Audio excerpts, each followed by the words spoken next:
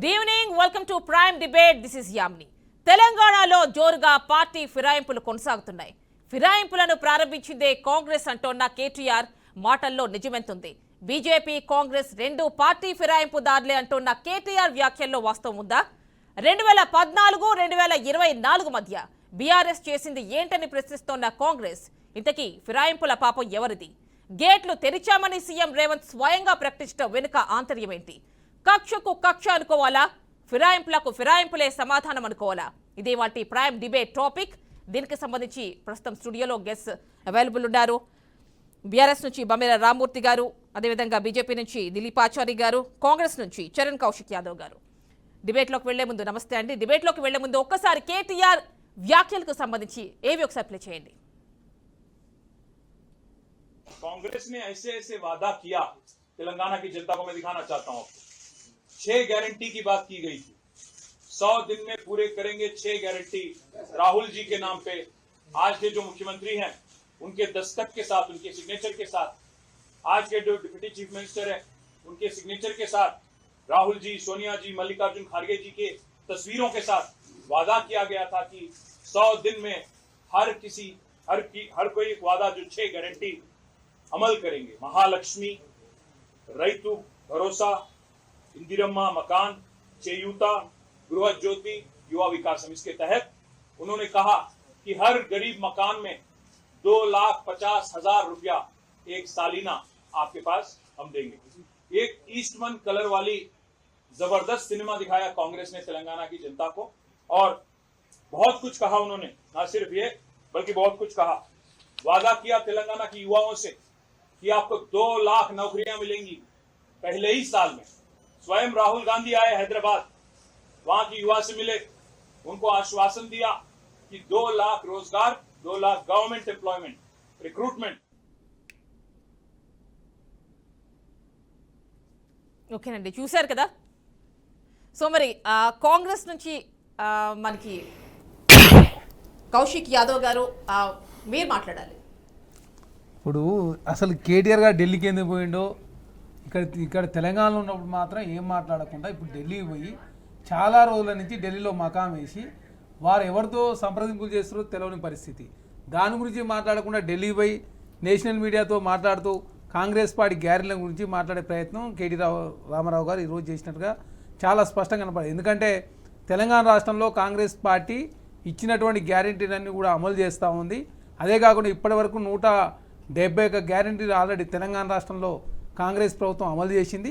అదే కాకుండా రుణమాఫీ సంబంధించి ఆగస్టు 15 లోపు చేస్తానని చెప్పేసి మాట ఇచ్చి మాట నిలుపుకునే దాని భాగంగా కాంగ్రెస్ ప్రభుత్వం ముందుకు పోతా ఉంది.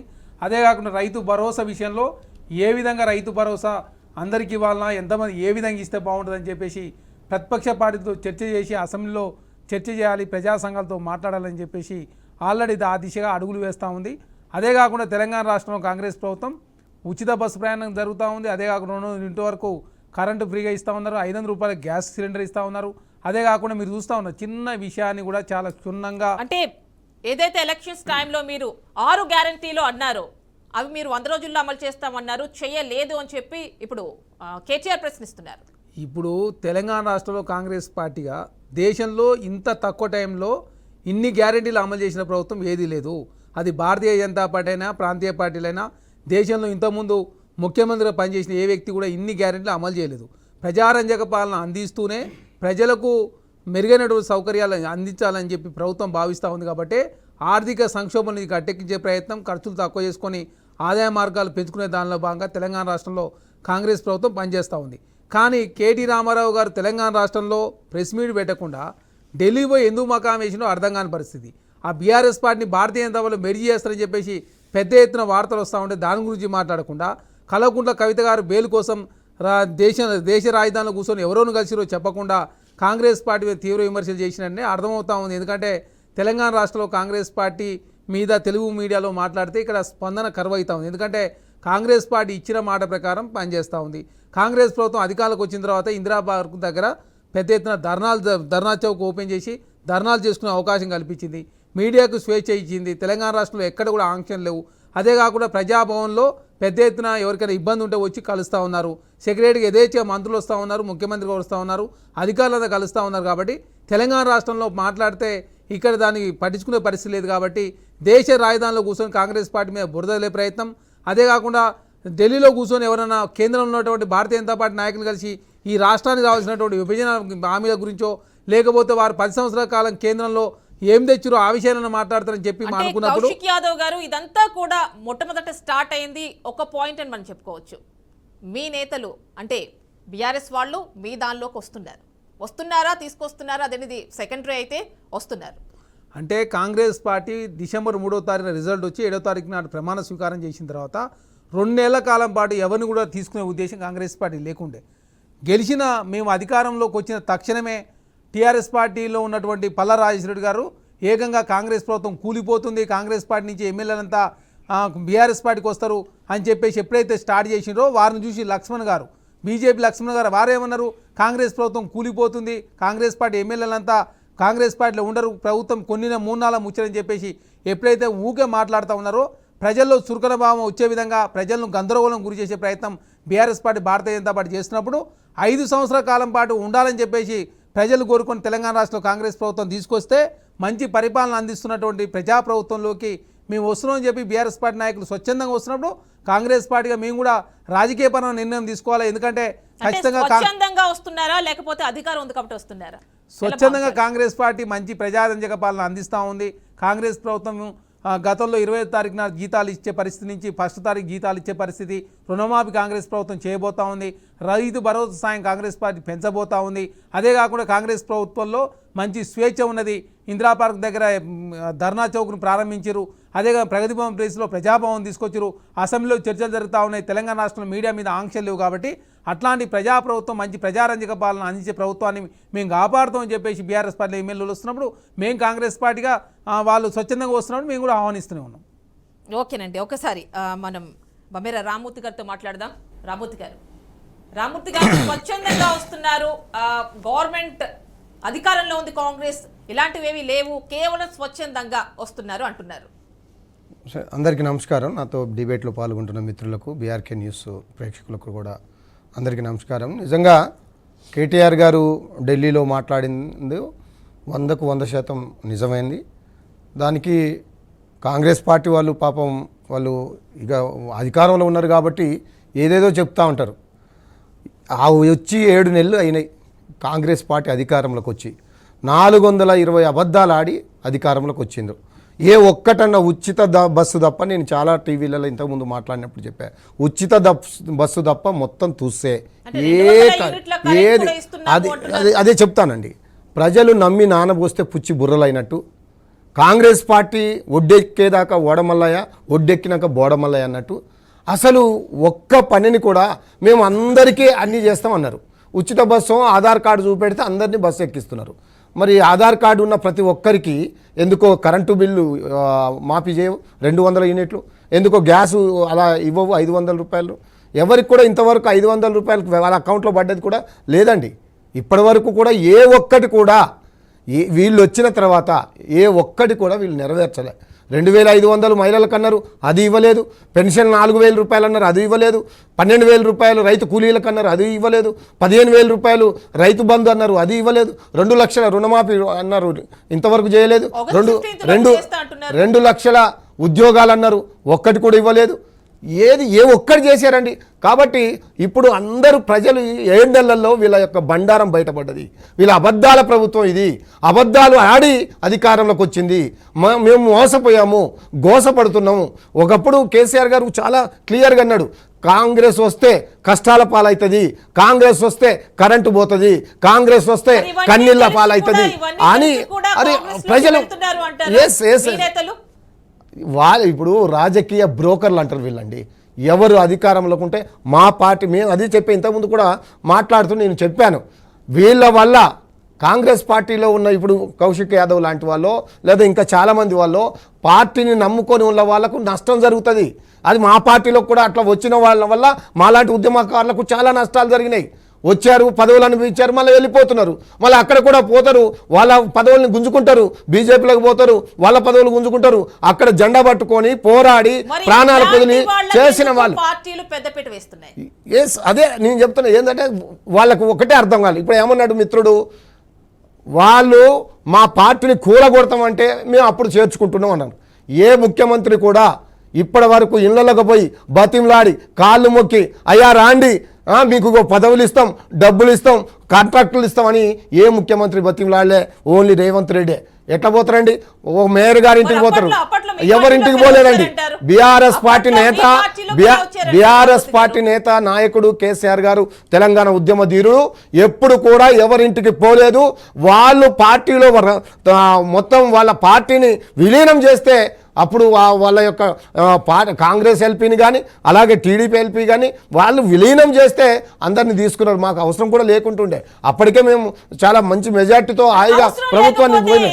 అంటే ఇక్కడ చాలా క్లియర్గా అక్కడో వాళ్ళ పార్టీని వాళ్ళు బొందబెట్టుకొని మా కాంగ్రెస్ పార్టీ మమ్మల్ని నాశనం చేసింది, మా కాంగ్రెస్ పార్టీ మమ్మల్ని అన్యాయం చేసింది, మీ పార్టీలకు వస్తాం, మీ పార్టీలో మేము ఉంటామని మాకు అవసరం లేకున్నా మా దగ్గరకు వచ్చి మా దగ్గర పదవులు పొంది మళ్ళీ వాళ్ళే వెళ్ళిపోతున్నారు. మాకేం పర్వాలేదండి. మేము ఒక్కరిగా కేసీఆర్ గారు ఒక్కడే తయారయ్యాడు, వచ్చాడు, ఒక్కడే ఉద్యమం స్టార్ట్ చేశాడు. ఉద్యమాన్ని ఒక ఆకాశంలోగా ఒక మహాసముద్రంగా తయారు చేశాడు. 65 లక్షల మంది సైనికులు ఉన్నారు. వీళ్ళు పోతే మంచి మంచి ఉద్యమకారులు మంచి వేదికల మీద వస్తారు. 65 లక్షల మంది సైనికులు ఉన్నప్పుడు ఎందుకు పార్లమెంట్ ఎలక్షన్స్ లో ఒక్క సీట్ కూడా గెలుచుకోలేకపోయారు? ఇప్పుడు ఇక్కడ రెండండి, ఎన్నికలు కాకముందే రేవంత్ రెడ్డి గారు అంటారు బీజేపీ 6 సీట్లు గెలుస్తాయి అని అంటాడు. ఎట్లా అంటాడండి? రేవంత్ రెడ్డి గారు 6 సీట్లు ఆల్రెడీ ఎంపీలు బీజేపీ గెలుస్తుందని చెప్పిండంటేనే ఆ రేవంత్ రెడ్డి గారు కాంగ్రెస్ పార్టీకి బీజేపీ పార్టీకి అమ్ముడుపోయినరు. వాళ్ళు లోపాయికారు చీకటి ఒప్పందం ఇద్దరు ఒక్కటయ్యారు. కేసీఆర్ గారిని దెబ్బగొట్టడానికి, కేసీఆర్ గారిని చిన్నగా చేసి చూపెట్టడానికి వీళ్ళిద్దరూ ఆడిన నాటకమే.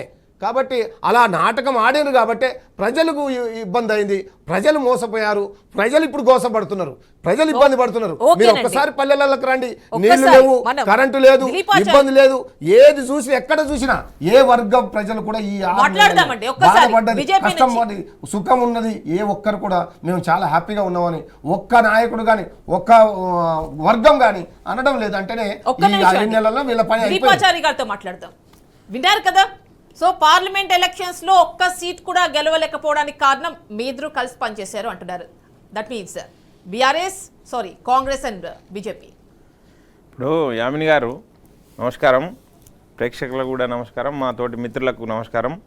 ఇప్పుడు ఈరోజు ఈ చర్చ జరుగుతున్నది ఏంటంటే పార్టీ ఫిరాయింపుల గురించి, లేకుంటే కేటీఆర్ గారు ఢిల్లీలో పెట్టిన ప్రెస్ మీట్ గురించి చర్చ. పార్టీ ఫిరాయింపుల గురించి మిత్రుడు చరణ్ గారు ఏం చెప్తున్నారని అంటే మా ప్రజాపాలన నచ్చి, కాంగ్రెస్ పార్టీ పాలన నచ్చి మా పార్టీలోకి వస్తున్నారు, లేదనుకుంటే ఇతర పార్టీ వాళ్ళు రెచ్చగొట్టినారు మమ్మల్ని, అందుకని మేము పార్టీ గేట్లు తెరిచినాము అని చెప్తా ఉన్నారు. సరే, మీరు ఏం తెరిచినా, గేట్లు తెరిచినా, లేదనుకుంటే మీ పాలన నచ్చిందా అని అంటే ఈరోజు పెనం మీద నుంచి పొయ్యిలబడ్డ చందంగా తెలంగాణ ప్రజల బతుకులు మారినాయి. బీఆర్ఎస్ పార్టీ అహంకారపూరితమైన పాలన, అవినీతి పాలన, కుటుంబ పాలన చేస్తూ ఉంటే దాన్ని సహించక ఆ పార్టీ పైన వ్యతిరేకతతోటి కాంగ్రెస్ పార్టీని అందలం ఎక్కించారు. వీరు చెప్పిన దానికి తోడు వీరు చెప్పిన గ్యారంటీలు, ఆ హామీలు ఏవి కూడా అమలు అవుతలేవు.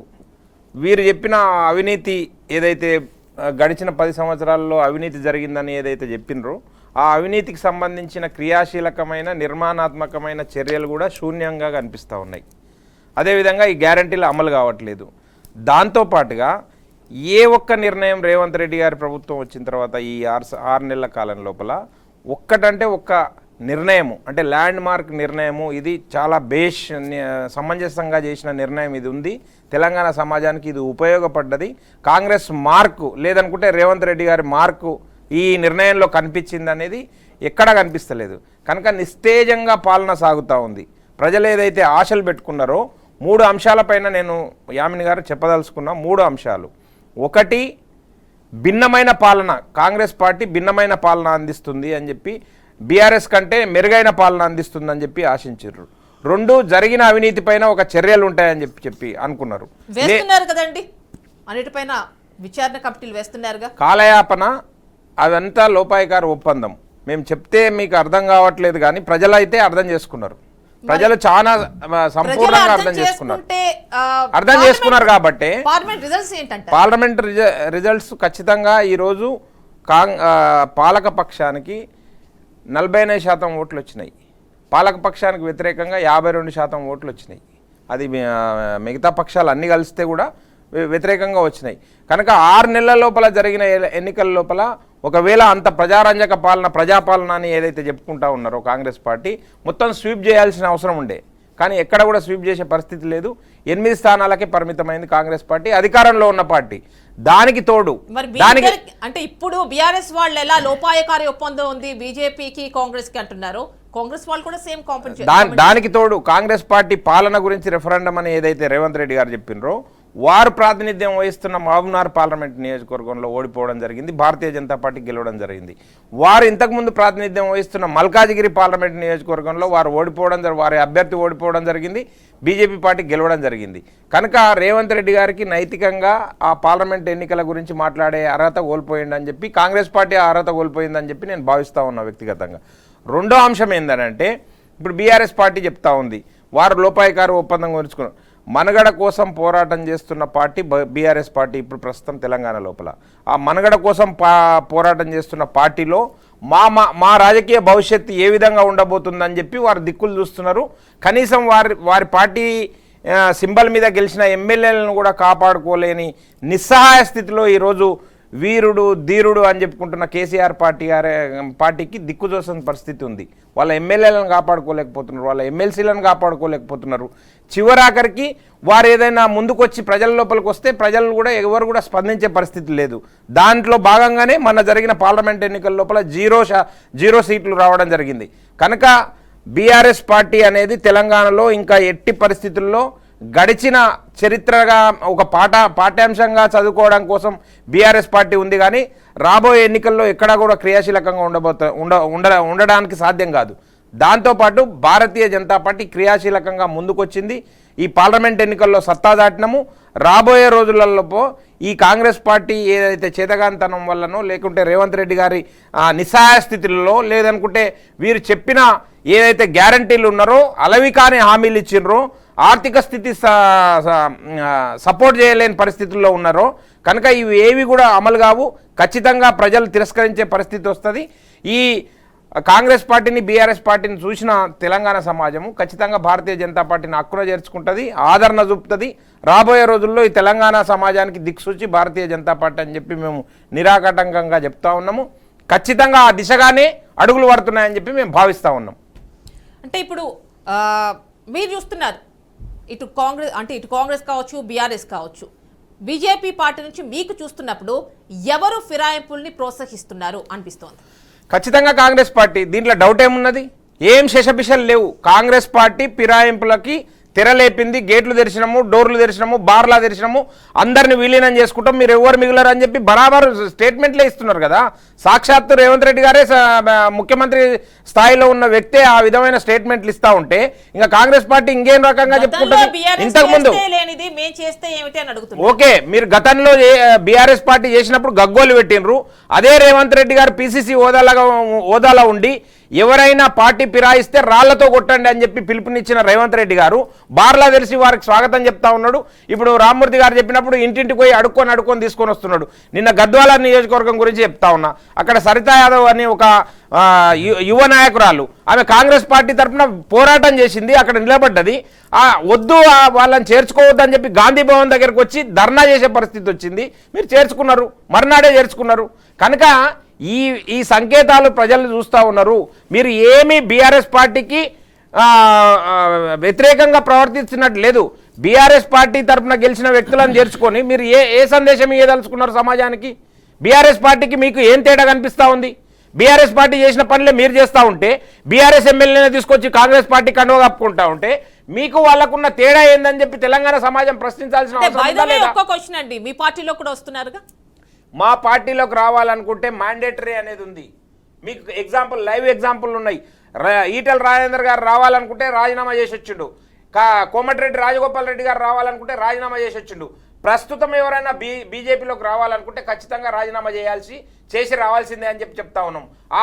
ఆ పద్ధతి మీరు అవలంబించడానికి సిద్ధంగా ఉన్నారా? మేము ఎల్పీని విలీనం చేసుకుంటాం, అందరిని తీసుకొని కట్టగట్టుకొని విలీనం చేసుకుంటామని చెప్తా ఉంటే ఏం సమాధానం చెప్తారు? మీరు నిన్న చెప్పిన దానికి ఇప్పుడు చెప్పిన దానికి కాంట్రడిక్టరీ ఉందా లేదా? కనుక సమాధానం చెప్పుకోలేని పరిస్థితుల లోపల కాంగ్రెస్ పార్టీ కూరుకుపోతుంది. అదేవిధంగా దృష్టి మళ్లించడం కోసం ఇచ్చిన హామీలను అమలు చేయకుండా నిస్సహాయ స్థితిలో ఉన్నప్పుడు ఇలాంటి కార్యక్రమాలన్నీ ముందుకు తీసుకొని వచ్చి దృష్టి మళ్లించడం కోసం ప్రయత్నం చేస్తున్నారు. కానీ ఎట్టి పరిస్థితుల్లో తెలంగాణ సమాజం రాబోయే రోజులలో నిజం తెలుసుకున్నది. 6 నెలల లోపల ఇంత నిస్తేజం వస్తుందా అండి? ఒక ప్రభుత్వం పైన ఇంత నిస్తేజమైన అభిప్రాయం ఏర్పడుతుందా ప్రజల లోపలే? 6 నెలలే గడిచింది కానీ ఏమీ మార్పులు జరగలేదు, ఏవి ల్యాండ్ స్లైడ్ విక్టరీలు జరగలేదు, ఏవి ల్యాండ్ స్లైడ్ ఒక ల్యాండ్ మార్క్ ప్రోగ్రామ్ తీసుకోలేదు కాంగ్రెస్ పార్టీ. కనుకనే ఈరోజు నిస్సహాయమైన స్థితిలో ఉంది. దానికి తోడు వీరు ఇచ్చిన హామీలు వీళ్ళ గొంతుకు గుదిబండలుగా మారబోతున్నాయి. ఆ హామీలే వీరికి ఏవైతే హామీల ద్వారా గట్టెక్కినరో, ఏవైతే హామీలను ఇచ్చి ఆశ చూపి ముందుకొచ్చిన అధికారులు హామీలు నెరవేర్చడానికి ప్రస్తుతం ఆర్థిక బలం, రాష్ట్రానికి ఆర్థిక స్థితిగతులు కూడా బాగుండాలి కదా అని అడుగుతున్నారు కదా, దానికే ఈ వర్కౌట్ అంతా కూడా చేస్తున్నామంటున్నారు. అంటే నేను ఏమంటున్నా, ఆర్థిక స్థితి వర్కౌట్ చేయడం కోసము అన్యాక్రాంతమైన ప్రభుత్వ భూములు, ధరం ద్వారా అన్యాక్రాంతమైన ప్రభుత్వ భూములను తీసుకోండి. మీరు దాంట్లో లోపాయికారు ఒప్పందాలు చేసుకొని ఆ భూములను మీరింత మేమింత అని ఎందుకు పంచుకుంటున్నారు? మీరు కప్పం కడతారు ఒకవైపు ఢిల్లీకి, ఒకవైపు ఇక్కడ లోపాయికారు ఒప్పందాలు చేసుకొని వాటాలు పంచుకుంటారు.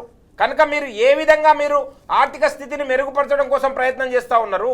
ఏది లేకనే ఈ డైవర్షన్ కార్యక్రమాలు చేస్తున్నారని చెప్పి భావిస్తూ ఉన్నారు. ఖచ్చితంగా మేము కూడా అదే చెప్తా ఉన్నాం. రాబోయే రోజులలో కాంగ్రెస్ పార్టీ ఎక్కడ కూడా సక్సెస్ కావడానికి అవకాశం కూడా లేదు. అంత దారుణమైన పరిస్థితుల లోపలికి ఉంది. 6 నెలల లోపల ఇంతకుముందు మిత్రుడు చరణ్ కౌశిక్ గారు చెప్పినారు, 6 నెలల లోపల ఈ దేశంలో ఏ రాజకీయ పార్టీ కూడా ఇన్ని సాహసోపేతమైన నిర్ణయాలు తీసుకోలేదని చెప్తున్నాడు కదా. ఒక్కటంటే ఒక్క నిర్ణయం సంపూర్ణంగా జరగలేదు. ఒక్కటంటే ఒకటి, చివరి ఆఖరికి రైతులకు ఇచ్చిన బోనస్ను కూడా దొడ్డు ఓట్లకి ఇయ్యము, సన్న ఓట్లకి ఇస్తున్నాం అని చెప్పి సన్నాయి నొక్కులు నొక్కిరు కదా. 2 పంటలు అయిపోయినాయి ఇప్పటికి అమ్ముకొని, ఎక్కడ కూడా బోనస్ ఇవ్వలేదు, రైతులకు రుణమాఫీ చేయలేదు, రైతులకు ఇస్తామన్న గిట్టుబాటు ధర ఇవ్వలేదు. అసలు ఈ ఆయారాం గయారాం కల్చర్ ఎవరు స్టార్ట్ చేశారు? దీని గురించి మనం కాంగ్రెస్ కౌశిక్ యాదవ్ గారితో మాట్లాడదాం. కౌశిక్ యాదవ్ గారు, అసలు ఈ కల్చర్ తీసుకొచ్చింది ఎవరు అంటే మీరేం చెప్తారు? ఇప్పుడు తెలంగాణ రాష్ట్రంలో కేసీఆర్ గారు 2014లో అధికారంలోకి వచ్చినప్పుడు వారికి 63 స్థానాలు గెలిచారు. సరే అప్పుడంటే తీసుకున్నాడు. 2014లో దాదాపు టీడీపీ నుంచి 12 మంది ఎమ్మెల్యేలు తీసుకున్నారు. కాంగ్రెస్ పార్టీ నుంచి 4గురిని, బీఎస్పీ నుంచి 2ని, సిపిఐ పార్టీ నుంచి 1ని తీసుకున్నారు. సరే 2014 అంటే తక్కువ ఉన్నారు తీసుకుంటే అర్థం ఉంది. ఆనాడు చంద్రబాబు నాయుడు గారు మా ప్రభుత్వాన్ని కూల్చే ప్రయత్నం చేస్తున్నారు కాబట్టి మేము తీసుకున్నామని చెప్పారు. 2018లో బీఆర్ఎస్ పార్టీకి 88 స్థానాలు గెలిచారు. అప్పుడు కూడా ఇండిపెండెంట్లు 2ని, అదే కాకుండా కాంగ్రెస్ పార్టీ నుంచి 12 మందిని తీసుకొని టీడీపీ నుంచి 2 తీసుకొని ఏకంగా ప్రజాస్వామ్యం లేకుండా తెలంగాణ రాష్ట్రంలో చేసిన సందర్భం మనం చూసినాం. దానికి ఆజ్యం పోసిందే బీఆర్ఎస్ పార్టీ. అదే కాకుండా ఇంత చెప్తా ఉంది భారతీయ జనతా పార్టీ, టీడీపీ రాజ్యసభ పక్షాన్ని విలీనం చేసుకుందే భారతీయ జనతా పార్టీ. అదే కాకుండా గోవాలో ప్రభుత్వాన్ని కూల్చారు, కర్ణాటక కూల్చారు, మహారాష్ట్రలో ఏ విధంగా పార్టీని గీసారో మనం చూసినాం. మధ్యప్రదేశ్లో ఏ విధంగా ప్రభుత్వాన్ని ఏర్పాటు చేసిన తర్వాత ఆ ఎమ్మెల్యేలతో రాజీనామా చేయించి ఏ విధంగా అధికారాన్ని అడ్డమెరుకు గెలిచిరో చూసినాం. కర్ణాటకలో అదే చేశారు. జాతీయ స్థాయిలో 13 ప్రభుత్వాలను కూల్చింది కూడా భారతీయ జనతా పార్టీ. కాబట్టి ఈ ఫిరాయింపుల గురించి Bharatiya Janata party, BRS party ఎంత తక్కువ మాట్లాడితే ప్రజలు అంత విశ్వాసంలో తీసుకుంటారు మేములా. ఎందుకంటే మీరు ప్రారంభించిందే మేము తెలంగాణ రాష్ట్రంలో మీరే స్టార్ట్ చేశారు అంటున్నారు. ఎక్కడ స్టార్ట్ చేసిన మేడం? 14లో ఏం జరిగింది, 18లో ఏం జరిగింది? నరేంద్ర మోడీ గారు స్వచ్ఛలే కదా, మరి ఏం జరిగింది? అంతకుముందు వదిలేసేయండి. అది సమైక్య రాష్ట్రంలో ఏనాడు హలో మేడం ఏనాడు కూడా జాయిన్ చేసుకునే సందర్భం లేదు. జాయిన్ చేసుకునే సందర్భమే లేదు. సైడ్ కూర్చున్నారు తప్ప కళ్ళ సందర్భం లేదు.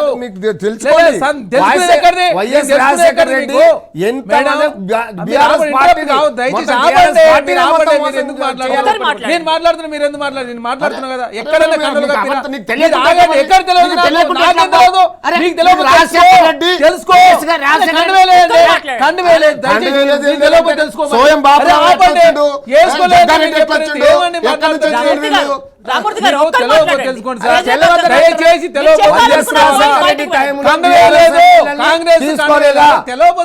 ఎందుకు సార్ వాళ్ళు సైడ్ గా కూర్చున్నారు? మీరు తెలియకపోతే తెలుసుకోండి. రాజీవ్ గాంధీ టైంలో ఏదైతే యాంటీ డిసెప్షన్ లా 1985 ఉందో ఆ టైంలో వాళ్ళ పార్టీ వాళ్ళే బయటకి ఫిరాయింపులు చేస్తున్నారని ఆ యాక్ట్ తీసుకొచ్చిందే ఆయన కదండి. మేడం ఇప్పుడు తీసుకొచ్చేది కరెక్టే. తెలంగాణ రాష్ట్రంలో మేము ఉన్నాము. మా ప్రభుత్వం ప్రజల చేత ఎన్నుకోబడిన ప్రజాప్రభుత్వం కూల్చే ప్రయత్నం చేస్తున్నాం. మేము ఎట్లా చేసుకుంటాం మేడం? మాకు గన్ పర్మిషన్ ఏమిటికి ఇచ్చారు? నా మీద ఎవరైనా అటాక్ చేసినాం నేను అటాక్ చేస్తా. దానిలో మా ప్రభుత్వం కూల్చే ప్రయత్నం చేస్తాం. మేము ఎట్లుకుంటాం? వాళ్ళకు సంబంధించిన ఎమ్మెల్యే మా దాంట్లో వస్తున్నాం. మేము స్వచ్ఛందంగా చేసుకుంటున్నాం. మా ప్రభుత్వం నిలబడాల్సిన అవసరం ఉంది. మేము ప్రజలకు ఇచ్చిన హామీలు నెరవేర్చుకోవాలా. తెలంగాణ రాష్ట్రంలో 6,71,000 కోట్ల రూపాయల అప్పులలో ఉంది. ఈ సంక్షోభాన్ని గట్టెక్కించే కాంగ్రెస్ ప్రభుత్వం అని చెప్పేసి ప్రజల్లో మనకు అధికారం తీసుకొస్తే మా ప్రభుత్వం కూల్చే ప్రయత్నం చేసినాం. మేము ఎట్లుకుంటాం మేడం? ఇది ప్రజాప్రభుత్వం కాబట్టి ప్రజల చేత ఎన్నుకోబడ్డ ప్రజాప్రభుత్వంలోకి ఎమ్మెల్యేలు వస్తున్నప్పుడు స్వచ్ఛందంగా మేము తీసుకున్నాం. గతంలో కేసీఆర్ గారు ఏది చేసిరో అదేదో భారతీయ జనతా ఏది చేసిరో అందరూ చూసిరు. కాబట్టి ఫిరాయింపుల గురించి బీఆర్ఎస్ పార్టీ భారతీయ జనతా ఎంత తక్కువ మాట్లాడితే అంత మంచిది. ఎందుకంటే ఎవరు కూడా ప్రజలు విశ్వాసంలో తీసుకోరు. మీరు మొదలు పెట్టారు, మేము కూడా మొదలు పెడతాం. ఎందుకు మా ప్రభుత్వం కూర్చే ప్రయత్నం చేస్తే మేము ఎట్లుకుంటామండి?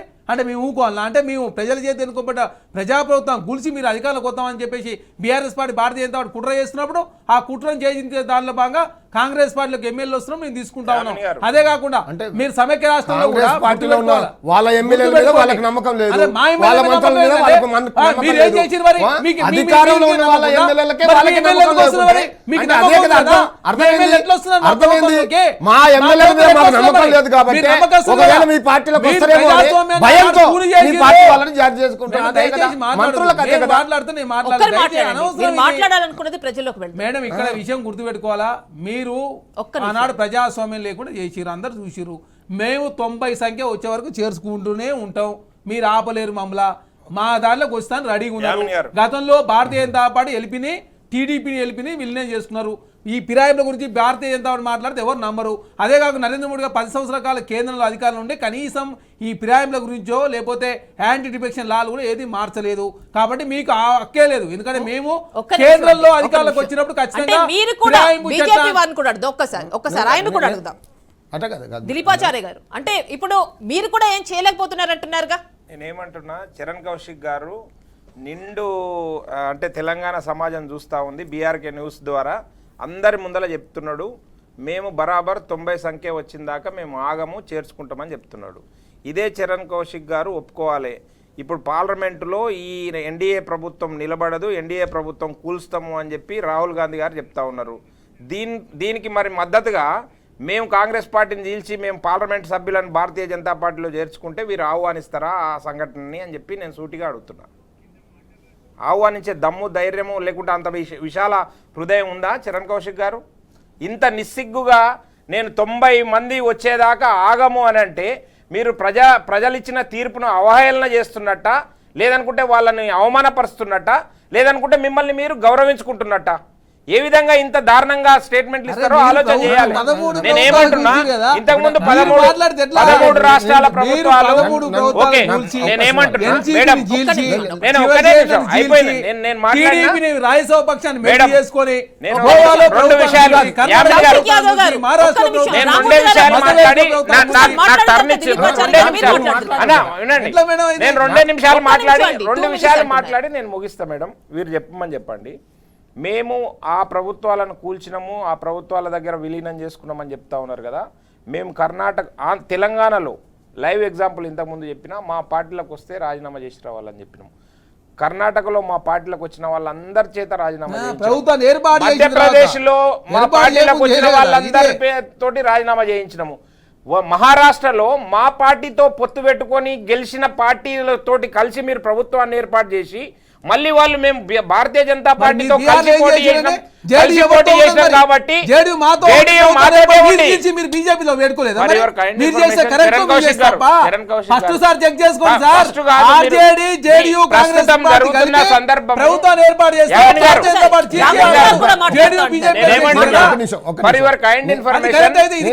బీహార్ లో భారతీయ జనతా పార్టీ జేడీయూ కలిసి పోటీ చేసింది.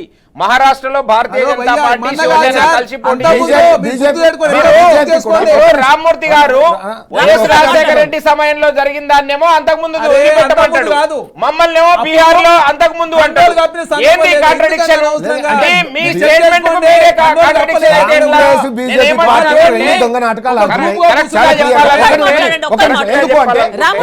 ఇప్పుడు బీజేపీ పార్టీ వాళ్ళు టీడీపీ ఎల్పీని పార్లమెంట్లో వాళ్ళు మొత్తం కాండవ కప్పుకొని రాజీనామాలు చేయకుండా జాయిన్ చేసుకోవచ్చు. వాళ్ళ సాయం వాళ్ళు చేసేది కూడా అదే చేస్తున్నారు. వీళ్ళు నేను ఒకటే అడుగుతున్న కాంగ్రెస్ పార్టీని, 1985లో ఎవరైతే రాజీవ్ గాంధీ గారు తీసుకొచ్చిన చట్టం తప్పంటారా? మీరు దానికి మీరు సమాధానం చెప్పాలి. రాజీనామాలు చేయకుండా ఎవరైతే మా పార్టీలకు వస్తే రాళ్లతో కొట్టి చంపండి అన్న రేవంత్ రెడ్డి మాటల్ని ఇప్పుడు ఎవరిని రాళ్లతో కొట్టి చంపాలా? దానికి సమాధానం చెప్పాల్సిన బాధ్యత కాంగ్రెస్ పార్టీ నాయకులపై ఉన్నది.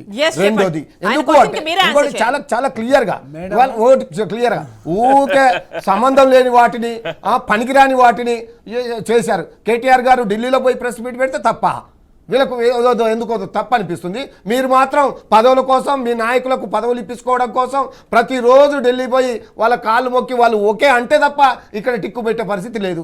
ఒక్కటన్నా 30,000 కోట్ల అప్పులు ఇప్పటికే చేశారు. మేము 6 లక్షల కోట్లు అప్పు చేసి దాదాపు 45 లక్షల కోట్ల ఆస్తులు చూపెట్టినాం. మరి వీళ్ళు ఒక్కటన్నా అన్ని కంపెనీలు వెళ్ళిపోతున్నాయి. మొత్తం మాక్సిమం 30,000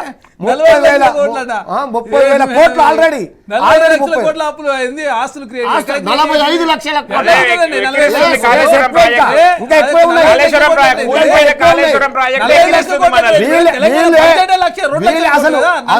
అసలే కాళేశ్వరం ప్రాజెక్ట్ ఇప్పుడు వీళ్ళు చేసింది ప్రతిదీ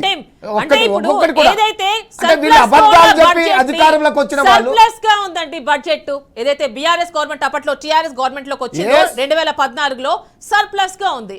తర్వాత మీరు గవర్నమెంట్ దిగి కాంగ్రెస్ చేతుల్లోకి వెళ్లే టైంకి అప్పుల పాలయ్యింది. మీరు ఒకటే అర్థం చేసుకోవాలా, ఈ దేశంలో ఉన్న 23 రాష్ట్రాల కంటే తెలంగాణ రాష్ట్రం చేసిన అప్పులు చాలా తక్కువ. మీకు లెక్కలు ఉన్నాయి మీ దగ్గర. వీళ్ళు అధికారంలో ఉన్న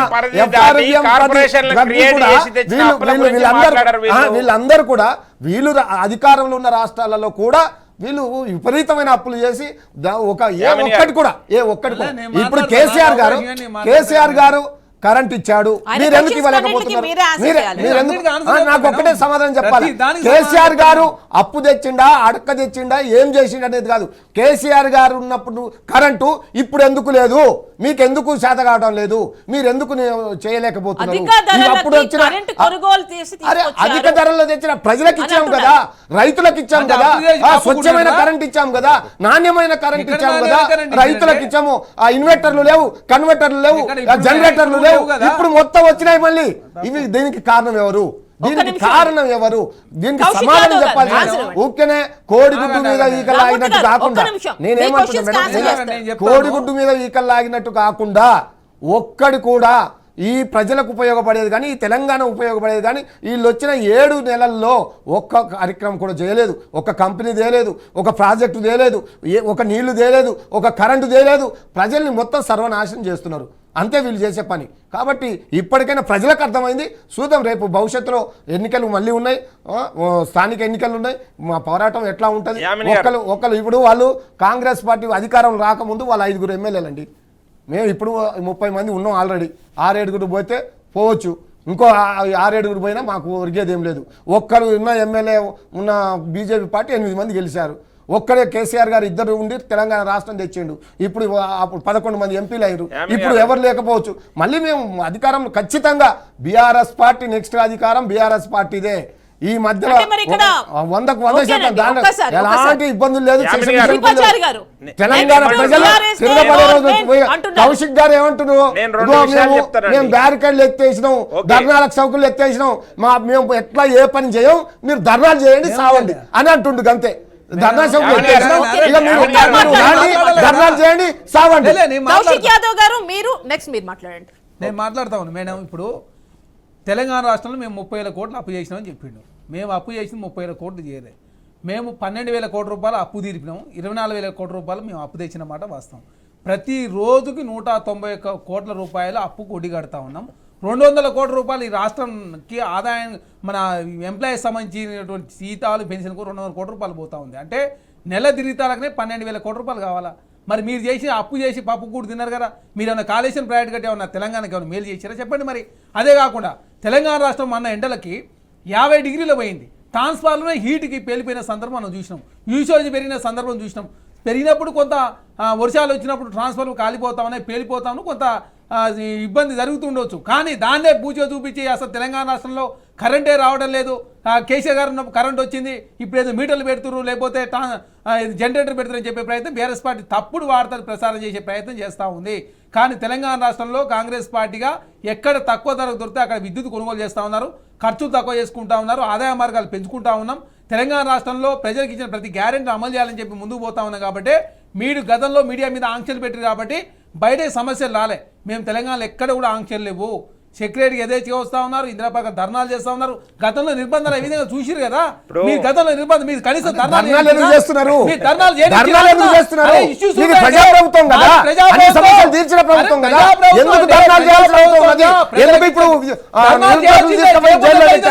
ఎందుకు పోలీస్ స్టేషన్ పెట్టారు? ఎందుకు పెట్టాల్సి వచ్చింది? మీరు ప్రజాప్రభుత్వం ఎందుకు చెప్పారు? ఎందుకంటే మాట్లాడే మాది గుర్తుపెట్టుకు మాది ప్రజాప్రభుత్వం కాబట్టి మా పార్టీకి ఎవరైనా వచ్చినా కూడా మా పార్టీలో నిరసన వ్యక్తం చేయదు. అది ప్రజాప్రభుత్వం, ప్రజాస్వామ్యం ఉన్న పార్టీ ఇది మాది అని నిరసన వ్యక్తం చేసుకునే అవకాశం లేకపోతే ఎట్లా? 10 సంవత్సరాల పాటు మా పార్టీలో ఉన్న వ్యక్తులు వారికి ఏదో బాధ కలిగినప్పుడు బయట లేకుండా బిందెలు పట్టుకొని రోడ్ల మీద రాకుండా చేసిన బీఆర్ఎస్ పార్టీ ఎక్కువ, ఇప్పుడు ధర్నాలు చేస్తున్న కాంగ్రెస్ పార్టీ ప్రజాప్రభుత్వం చెప్పాల్సిన బాధ్యత ఉంది కదా. యామిని గారు, ఇప్పుడు కాంగ్రెస్ పార్టీ కానీ బీఆర్ఎస్ పార్టీ కానీ వారు వీరిని వీరు వారిని అనుకుంటే లాభం లేదు. తెలంగాణలో మీరు ఏం చేసిండ్రు ఏం చెప్పిండ్రు అనేది ముఖ్యం. మీరు చేసినవి మీరు చెప్పేదానికి పొంతన లేకుండా ఉంటుంది. చేసే కార్యక్రమాల గురించి ఎన్ని రకాలుగా చెప్పినా తెలంగాణ అనే రాష్ట్రము నష్టపోతుంది.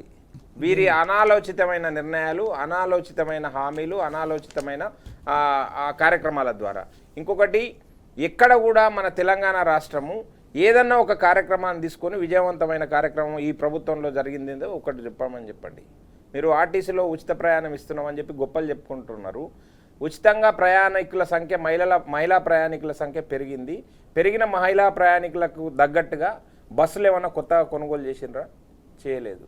వారికి ఆర్టీసీకి ఏమన్నా ప్రతి నెల 300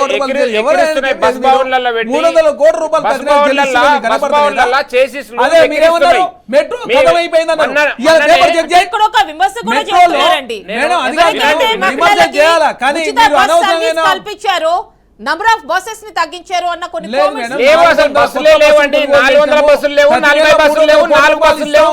నేను ఛాలెంజ్ చేసి చెప్తా ఉన్నా. యామిని గారు, యామిని గారు, యామిని గారు, మేము ఛాలెంజ్ చేసి చెప్తా ఉన్నాం. 400 బస్సులు గిన ఉన్నట్టుంటే నేను మళ్ళీ స్టూడియో చెక్ చేసుకోండి సార్, ఎందుకు చెక్ చేసుకోపోండి. ఇప్పుడు బీఆర్ఎస్ పార్టీ అధికారంలో ఉన్న బస్సులు చేసిస్లు ఫ్రంట్ పేజీలో వేసిండ్రు. బస్ భవన్ లో మూలుగుతున్న బస్సులు, కొత్త బస్సులు కొన్నారు, నిర్మాణం చేయలేదని చెప్పి. మీరు కొత్త బస్సులు కొన్నామని చెప్తే ఎవరు నమ్ముతారు? ఒక విషయం, రేవంత్ రెడ్డి గారు ఏది చెప్పినా దాన్ని దారి మళ్ళిచ్చే కార్యక్రమం తప్ప ఏది కూడా నిర్మాణాత్మకంగా చేస్తున్న కార్యక్రమం కాదు. ఇప్పుడు కేటీఆర్ గారు అక్కడ పోయిండ్రు, ఢిల్లీలో ప్రెస్ మీట్ పెట్టిందని చెప్పి విమర్శిస్తున్న కాంగ్రెస్ పార్టీ ఎందుకు ఈ 6 నెలల లోపల 15 సార్లు ముఖ్యమంత్రి ఢిల్లీకి పోవాల్సిన కార్యక్రమం ఎందుకు వచ్చిండు? పాలన గాలి వదిలేసి కేంద్రంలో కలుసుకుంటే బీజేపీ మోడీ అంటే కేంద్రంలో 8 మంది ఇద్దరు కేంద్ర మంత్రులు ఉన్నారు. అన్ని కార్యక్రమాలు తెలంగాణకు సంబంధించిన కార్యక్రమాలు అన్ని మేము చేస్తా ఉంటే తెలంగాణకి ఏం చేసింది? ఒక్క రూపాయి మోడీ గారు తెలంగాణ మీరు 1 రూపాయి చూపిస్తుంది మీరు కదా. వినండి, ఎక్కడనే మరి వెంకటరెడ్డి గారు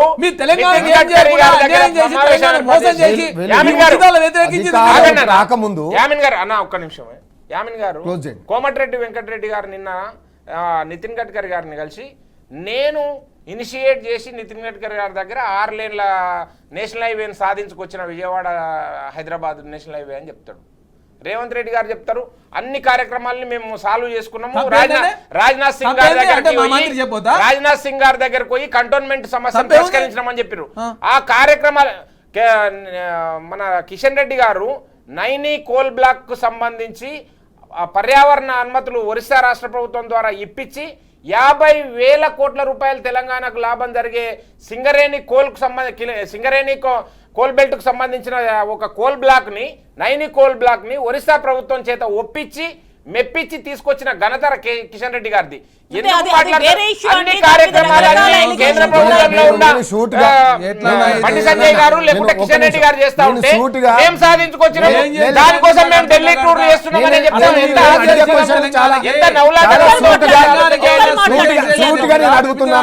కౌశిక్ గారికి నేను చాలా సూటిగా అడుగుతున్నాను. నేను అడిగిన దానికి కౌశిక్ గారు సమాధానం చెప్పలేదు. రెండు ఒకటే సమాధానం. 85 పార్టీ ఫిరాయింపుల చట్టాన్ని తీసుకొచ్చిన మీ రాజీవ్ గాంధీ తప్పు చేసినట్ట కాదా, అది దానికి మీరు సమాధానం చెప్పాలా? రెండోది, రాళ్లతో కొట్టమన్న రేవంత్ రెడ్డి గారిని ఇప్పుడు ఎవరిని రాళ్లతో కొట్టాలి? 30,000 ఉద్యోగాలు కేసీఆర్ గారు ఇచ్చిన ఉద్యోగాలు వీళ్ళు నామినేషన్ పత్రాలు ఇచ్చి మేము ఇచ్చినామంటారు. 30,000 ఉద్యోగాలు ఎవరు ఇచ్చిండ్రు? మీరు జాబ్ క్యాలెండర్ అన్నారు, ఎందుకు వేయలేదు? వాళ్ళు డిఎస్సి విద్యార్థులు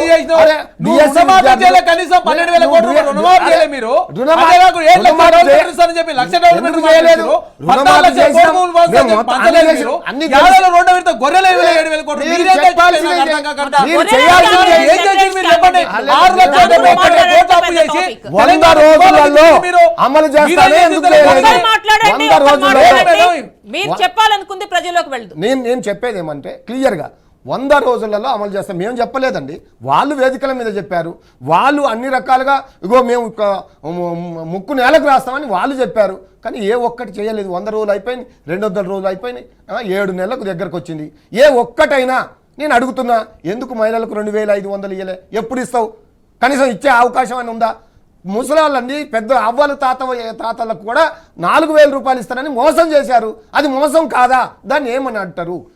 దాన్ని ఏమన్నారు? రైతు కూలీ 12,000 రూపాయలు ఏది? ఏమంటారు? ఇది మోసం చేయడం కాదా? ఇది మోసం చేయడం కాదా? మీరు చేసిరు. అరే మళ్ళీ కోట్లతోటి తెలంగాణ రోజు 191 కోట్ల రూపాయలకు అప్పు కొట్టి కడుతుంటే మేము మీరు అప్పు చేసి పప్పు కూడా తిని తెలంగాణ మొత్తం లూటీ చేసి రూపాయల పింఛన్ హామీ ఇస్తామండి. ఎప్పుడు నాకు టైం 5 సంవత్సరాల కాలం ఇచ్చిరు.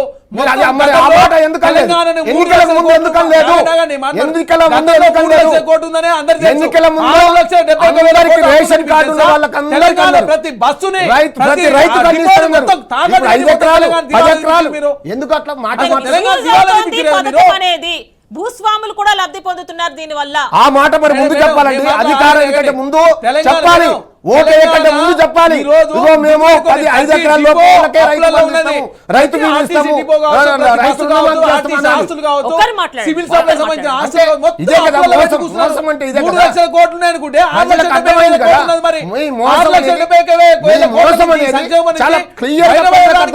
రకరకాల మేడం ప్రతిరోజు అన్వేషిస్తా ఉన్నాం ఆదాయ మార్గాలు, ఖర్చులు తక్కువ చేసుకుని ఆదాయ మార్గాలు పెంచుకుంటా ఉన్నాం.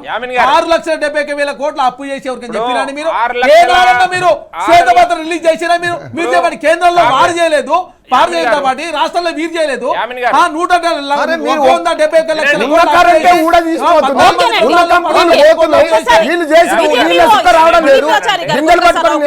రోడ్ల మీదకి వస్తున్నారు. మీరు చేసిన అభివృద్ధి అండి ఈ 6 నెలల్లో. ఏ సమస్యల గురించి అయితే ప్రస్తావిస్తున్నాడో మిత్రుడు చరణ్ కౌశిక్ గారు 6,70,000 కోట్ల రూపాయల అప్పులు ఉన్నాయని చెప్తా ఉన్నారు. 6,70,000 కోట్ల రూపాయల అప్పు తీర్చడం కోసము ఫిరాయింపులు సమాధానమా అని చెప్పి తెలంగాణ సమాజం ప్రశ్నిస్తుంది.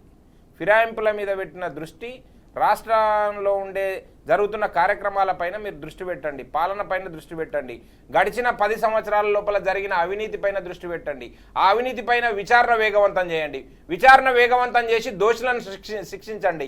అంతేగాని లోపాయికారి ఒప్పందాలు చేసుకొని మీరు వాటాలు పంచుకోవడం కోసం మీరు ఈ పాలనను అడ్డం పెట్టుకొని లేదనుకుంటే ఈ ఫిరాయింపులను అడ్డం పెట్టుకొని బ్లాక్మెయిల్ రాజకీయాలు చేస్తే మిమ్మల్ని తెలంగాణ సమాజం క్షమించదని చెప్తా ఉన్నాము. మీరు పాలన పైన దృష్టి పెట్టండి, నిర్ణయాలు తీసుకోండి, వేగంగా ఆ నిర్ణయాలను అమలు చేయడం కోసం మీకు అధికారం అధికారం కాబట్టి కట్టబెడితే మీరు అపోహలు సృష్టించి లేదనుకుంటే ఆరోపణలు చేసి దాని మీదనే కాలం వెళ్ళబుచ్చుతూ 100 రోజులు పోయింది, 100 రోజుల లోపల మేము అన్ని చేస్తామని చెప్పారు. ఇందిరమ్మ సాక్షిగా మేము December 9న ఇందిరమ్మ సాక్షిగా మేము అమలు చేస్తామని చెప్పారు రుణమాఫీ. ఇప్పుడేమో August 15th అని చెప్తా ఉన్నారు. యాదగిరిగుట్ట లక్ష్మణ మా గురించి మాట్లాడకండి, మా గురించి మేము తెలంగాణ రాష్ట్రం గురించి మీరు చేసిన రుణమాఫీ చేస్తామని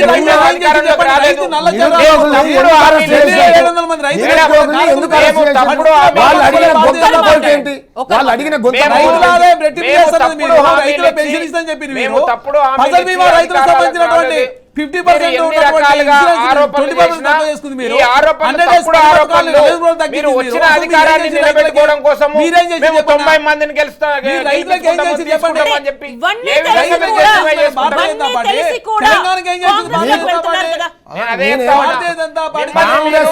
మిమ్మల్ని మీరు జస్టిఫై చేసుకోవడం కోసం ఈ తప్పుడు ఆరోపణలు చేసి మీరు దృష్టి పెట్టండి అని చెప్తా ఉన్నాను. కౌశిక్ భాయ్ నేనేమంటున్నా, కాంగ్రెస్ పార్టీ కేసీఆర్ గారి కంటే ఒకటే అడుగుతున్నా, కేసీఆర్ గారి కంటే మీరు గొప్ప పనులు చేయండి. కేసీఆర్ గారి కంటే ప్రజలలో నీళ్లు ఇచ్చాము, కరెంట్ ఇచ్చాము, ఉద్యోగాలు ఇచ్చాము, బ్రహ్మాండంగా అభివృద్ధి చేశాము. ప్రతిదీ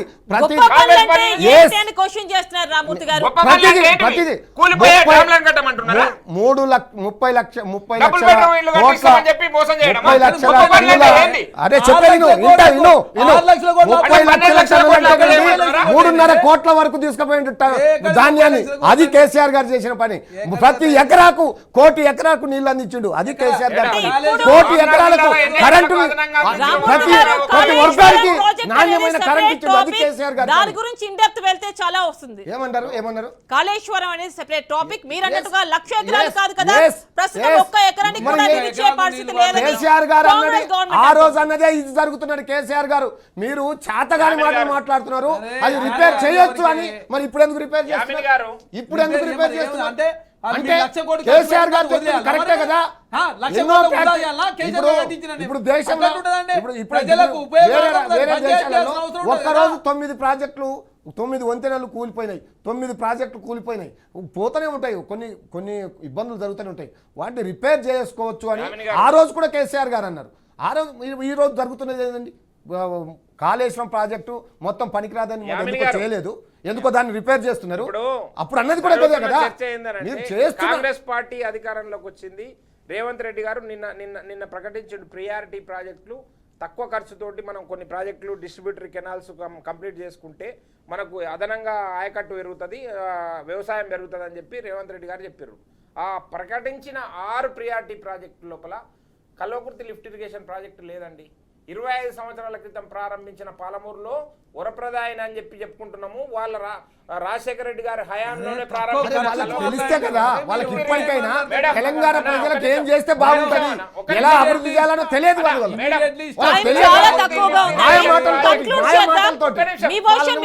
కల్వకుర్తి లిఫ్ట్ ఇరిగేషన్ ప్రాజెక్ట్ అనే పేరు మీద ఏదైతే ప్రాజెక్ట్ డిజైన్ చేసి కల్వకుర్తిలో ఇంతవరకు కెనాల్ నిర్మాణం ప్రారంభం కాలేదండి. ఫైనల్ గా కంక్లూడ్ చేద్దామండి. మేమేమంటున్నాం అంటే రేవంత్ రెడ్డి గారు మామ్నార్ బిడ్డనని చెప్పుకుంటాడు, మామ్నార్ వాస్తవ్యుడు అని చెప్పుకుంటాడు. మామ్నార్కు సంబంధించిన ఒక్క ప్రాజెక్టు గురించి అంటే ఆయనకు సంబంధించిన కోడంగల్ లిఫ్ట్ ఇరిగేషన్ ప్రాజెక్టుకు సంబంధించిన కదలికలు వస్తాయి కానీ ఎప్పుడో ప్రారంభించిన రాజశేఖర రెడ్డి గారు ప్రారంభించిన కల్వకుర్తి లిఫ్ట్ ఇరిగేషన్ ప్రాజెక్టు నత్తనడక నడుస్తున్నాయి. ఆ పనులు చిన్న బడ్జెట్ కేటాయింపుల వల్ల చాలా అద్భుతమైన ఫలితాలు చేస్తలేరు, దాని గురించి పట్టించుకుంటలేరు. ఏం మాట్లాడమంటారో చెప్పండి. కంక్లూడ్ చేద్దామండి. రామూర్తి గారు మీరు మాట్లాడండి, తర్వాత కౌశిక్ యాదవ్ గారు. ఈ 2 పార్టీలు కాంగ్రెస్ బీజేపీ పార్టీలు లోపాయి కార్యొప్పందాలు పెట్టి మా వాళ్ళను ఏదో లేనిపోలు కేసులు పెట్టి జైలుకు పంపించిన ఎమ్మెల్యేలు కేసీఆర్ గారిని ఏం చేసే శక్తి వీళ్ళకు లేదు. కేసీఆర్ గారు ఒక ధీరుడులా ఖచ్చితంగా మళ్ళీ అధికారంలోకి వచ్చేది బీఆర్ఎస్ పార్టీ. ఖచ్చితంగా పోయిన వాళ్ళ వార్తల ఇప్పుడు అంతరించిన ఎవరైతే చరిత్ర BRS పార్టీ. ఈ ఓకేనండి, తెలంగాణ ఒకసారి. సమాజంలో చరిత్ర బీజేపీ పాఠ్యాంశాలలో పార్టీ చదువుకోవాలి బతికి BRS పార్టీ బట్టకట్టదు. గురించి. వాళ్ళది ఏదో రేపు నిన్న జరిగిన ఒప్పందాలు, చీకటి ఒప్పందాల వల్ల 8 సీట్లు గెలిచింది తప్ప తెలంగాణ సమాజం బీజేపీని ఎప్పుడు ఓకేనండి. కూడా వాళ్ళు కౌశిక్ యాదవ్ గారు, భవిష్యత్తులో కూడా conclude తిరస్కరిస్తారు. వచ్చేది యామిని గారు. తెచ్చేది Time ఏలేది లేదు, time లేదు. తెలంగాణ ఆయన ప్రజల్ని వర్షం కూడా. ఆదుకునేది కూడా ఒకటే బీఆర్ఎస్ సెకండ్, పార్టీ ఒకటే ఒక్కటే. సెకండ్ చెప్పింది బీఆర్ఎస్ చూపిస్తా. పార్టీ అన్న చెప్పిండు కేసీఆర్ కదా, గారే ఈ రాష్ట్రానికి తెలంగాణలో శ్రీరామ BJP కి మనగడ రక్ష. లేదని చెప్పిండు కదా. భారతదేశంలో మన జరిగిన పార్లమెంట్ అయిపోయింది కదా మొన్న, వినండి అన్న. అయిపోయింది. మీకు అన్న, బోటా బోటీ వచ్చింది అన్న, మెజార్టీ, అయిపోయింది, ఆగన్న. బోటా బోటీ భారతదేశంలో బోటా జరిగిన బోటీ మెజార్టీ ఎన్నికలలో వచ్చింది. తెలంగాణలో మాత్రమే అంత జంప్ వచ్చింది ఓట్ షేర్ 35%, 14% నుంచి 35%కి ఓట్ శాతం పెంచుకున్న రాష్ట్రం ఏదైనా బీజేపీ పాలిత రాష్ట్రాల్లో కూడా లేదు, తెలంగాణలోనే ఉంది. అంటే ఇది దేనికి సంకేతం? రాబోయే రోజులలో బీజేపీ పార్టీ 8 అసెంబ్లీలు, 8 పార్లమెంట్లు, రాబోయే రోజులలో 88 అసెంబ్లీ సీట్లతో ఈ ప్రభుత్వాన్ని ఏర్పాటు చేస్తాము రాబోయే ఎన్నికల లోపల. ఇది ఖచ్చితంగా చెప్తా ఉన్నాం, ఇది సత్యం. ఓకేనండి. మేడం ఇప్పుడు ఇంత మాట్లాడితే ఎన్డీఏకి వచ్చింది 42% ఓట్లు. అదే కాకుండా ఇండియా కూటమికి వచ్చింది 40%. అంటే మాకు 2% మీకు ఎన్ని సీట్లు వచ్చినాయి? 99% మాత్రం మాకు వ్యత్యాసం. 99. మరి రేపు దేశంలో వచ్చేది ఏ ప్రభుత్వం? 99. ఇండియా ప్రభుత్వమే కదా. 199. 42% వచ్చింది, మాకు అయిపోయింది, 40% చాలా వచ్చింది. మేము తక్కువగా దగ్గరగా ఉన్నాం. అదే కాకుండా కాంగ్రెస్ పార్టీగా చిన్న ప్రాజెక్టులు అంటే తక్కువ ఖర్చుతో ఇప్పుడే పూర్తయ్యే ప్రాజెక్టులు మొదటి ప్రయారిటీ ఇచ్చేసి, ఎక్కువ పైసలు అయ్యే ప్రాజెక్టులు సెకండ్ ప్రయారిటీ చేసి మొత్తం పూర్తి చేయాలని చెప్పి ప్రభుత్వం అంటే భావిస్తోంది. priority వద్దా? అదే priority కలవకుర్తి ఎందుకంటే lift irrigation? చిన్న ప్రాజెక్ట్ అంటే తక్కువ. ఇప్పుడు తక్కువ ఆదాయ budget పరిస్థితి అది. బాగాలేదు. మీరు తక్కువ budget తెప్పేయండి, నేను కేంద్రం చెప్తున్నది, నుంచి కలవకుర్తి తెప్పేయండి lift మరి. irrigation. కేంద్రంలో మీరు ఉన్నారు కదా, తెప్పేయండి నిధులు మరి ప్రత్యేకంగా. మీరు ఇవన్నీ కబుర్లు చెప్పకండి. మేము చేసినట్టుంటే మీరు ఎందుకు ఇంకా? మీరు రాజీనామా చేసుకోండి, మేము చేస్తాం. మీకు చేత కాదని చెప్పి చెప్పలేకపోతే క్షమాపణ చెప్పమని చెప్పి రావణుడు అరే మీరు అంత పరిపాలన సరిగా కేంద్రం Thank you, కనుక thank you, తెలంగాణ Modi. ఏం చేయకుండా కాబట్టి మీరు ఇప్పుడు కేంద్రంతో రావణుడు పోరాటం పాలన చేయకుండా ఓకేనండి. ఎనిమిది Thank మంది you so government much. KCR Thank గారు you so much for పాలన joining. ప్రజలను గుర్తించే రోజు బీజేపీ త్వరలోనే నుంచి ఉన్నది. దిలీపేచారి గారు, బీఆర్ఎస్ నుంచి బమ్మెర రామూర్తి గారు, అదేవిధంగా కాంగ్రెస్ నుంచి కౌశిక్ యాదవ్ గారు, థ్యాంక్స్ ఫర్ జాయినింగ్. సో చూశారు కదండి, ఇటు కాంగ్రెస్ ఇటు బీఆర్ఎస్ రెండు కూడా ఎవరు ఫిరాయింపుల్ని ప్రోత్సహిస్తున్నారు అనేది ఒక క్లారిటీ ఇవ్వలేదు. 2019లో సిఎల్పిని బీఆర్ఎస్ క్లీన్ స్వీప్ చేసింది. అదేవిధంగా 2009లో రాజశేఖర రెడ్డి టైంలో వాళ్ళు కూడా చేసింది అదే కదా అంటున్నారు. సో చూడాలి మున్ముందు ఈ ఫిరాయింపులు ఆగుతాయా ఇంకా కంటిన్యూ అవుతాయా అనేది. సో ఇది వాటి prime debate. Stay tune to BRK news Telugu సత్తా.